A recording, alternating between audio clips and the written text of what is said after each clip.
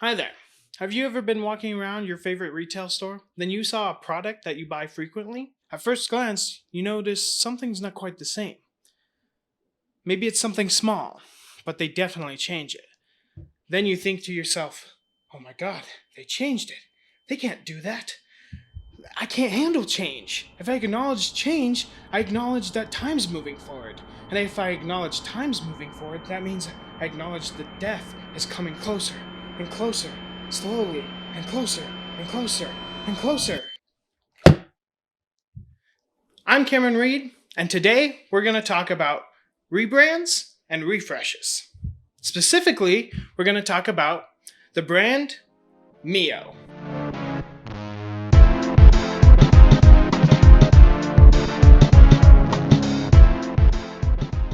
Before I get too far into it, what the heck is a refresh, and what makes it different than a rebrand?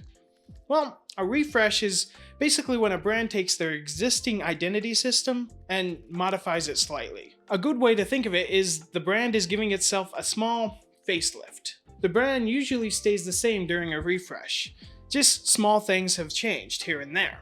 A rebrand, on the other hand, is a complete overhaul of everything. Logos, typefaces, color palettes, brand goals, demographics, heck, sometimes even their brand name changes in a rebrand. There are plenty of examples of good rebrands and not so good rebrands. I'm looking at you, Smuckers. Mio definitely went through a complete rebrand, not a refresh. What I'm going to do today is go over every single side of this package and tell you from the designer's standpoint whether it was successful or not. Starting with the front side, the biggest change you can see right out the bat is the color palette. This was a pretty positive change. It stands out on the shelf more, and the colors are a lot more energetic and vibrant, which fits the product. However, the other big change on the front side that isn't so successful is the logo. The original logo was pretty complex. Despite this, the audience still gets a good idea of what the product is with things like the water droplet and these dashed lines. However, when you get to the new logo, yeah. I think what happened here was Mio followed a trend of companies simplifying their logos almost to the extreme, which in some cases can be very successful, but that wasn't the case here. Mio lost a lot of their individuality, which could cause them to blend in with their competition. The simple sans serif word mark also has visual tension with their new icon system for their flavors. The little lightning bolt icon looks as though it should be placed above the eye as the tittle. Every time I see it, I wish I could just nudge it right over. The copy below has some pretty neutral changes. They changed the typeface and scale while also getting rid of this white graphic here, changing the hierarchy of the word caffeine. Changing this hierarchy doesn't do too much, especially since there's two other indicators on this product that show that it has caffeine in it. They gave this bottom part a wave-like shape which gives visual interest and fits well with the product. The flavor queue is a lot higher on the hierarchy and much easier to get to. Another positive change they made here is the calorie graphic. They scaled it up, added a blue stroke around it, and changed the copy inside to blue too. These changes all made it easier to read. Another small neutral change they made was they also moved the parent company's logo mark. Another little positive change they made here is they scaled up, changed the color, and the typeface of the 2X, which better fits the space. The type treatment on this side, however, wasn't as successful. The new placement of some of the type looks misaligned and doesn't fit the space as best as it could. Even centering more product makes it feel less consistent with the rest of the design. Now, moving to the left side, we can see a whole bunch of changes. The bottom graphic wraps around, again giving some nice visual interest to the design. This chunk of copy changes its typeface and the hierarchy of the words. This change was pretty positive. It helps one light squeeze catch your eye better, and maintains an overall more uniform shape. Unfortunately, the new text block was scaled down and moved to a place where these positive changes can't really shine. At this scale, 3/4 teaspoon becomes nearly impossible to read unless you're very close. The shape of the package also hurts the readability being this low. The same thing goes for always dilute. The shape of the bottle also causes readability issues here. Getting rid of the icons and the rules puts it at a lower hierarchy, which also wasn't a successful change. They took out Mio energy and the dotted frames, which was a pretty neutral change. They also added this fresh look, same flavor icon. This was a pretty negative change.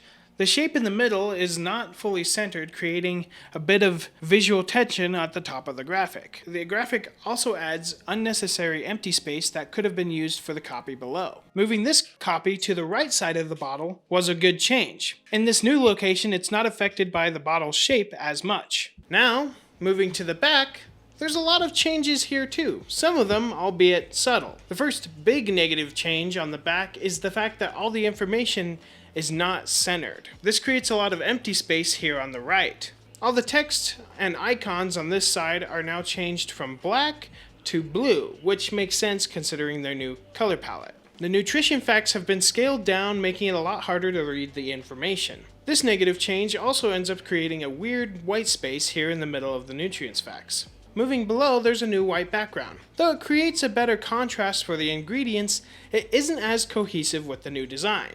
This change negatively affects things like the wraparound graphic. All the info on this side was moved under the nutrition label, which makes the space feel pretty tight and crowded. This number code also had a negative change with this new placement. It's been put in a spot that creates visual tension with the margin of the new white background. Finally, on the right side, there's a lot of positive and negative changes. The first positive change on this side was the arrows and the dotted lines were now changed to fit inside the perforations.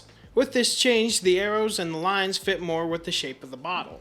They also made the Tear Me copy size smaller and a different typeface that's more condensed. Although it's a little harder to read, it's a pretty neutral change as it fits the new brand and the shape of the bottle as well. In this line of copy, they gave it some extra words to give it context. This was a pretty good decision as the audience might not know this goes to the 2x graphic on the front. However, the color and the location change makes the copy harder to read as it goes over two different colors from the background. The shape of the white box for the warning label changes. This new shape seems to imitate the shape of the bottle and give a little bit more visual interest to the design. The copy within the box has some barely noticeable typeface changes and color changes that don't really affect the design that much. Below, they replace serving with 3/4 teaspoon, giving the audience a better context of what a serving actually is. This was a pretty good decision. The bolder type also had some minor changes such as title case changes and glyph changes to some of the figures. These were all pretty successful decisions. And that's it. That's every single design change they made with this rebrand. So, did it work?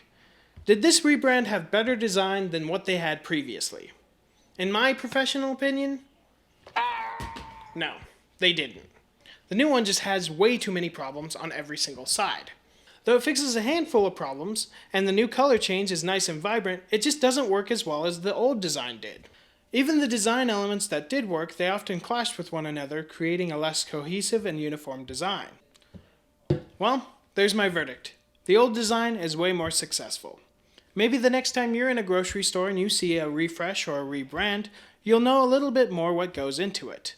And hopefully when you see a brand change, it doesn't send you into spiraling thoughts about the future and the ever-presence that is death marching closer and closer and closer and closer and closer and closer and closer. Anyway, that's all I have for you today. Thank you.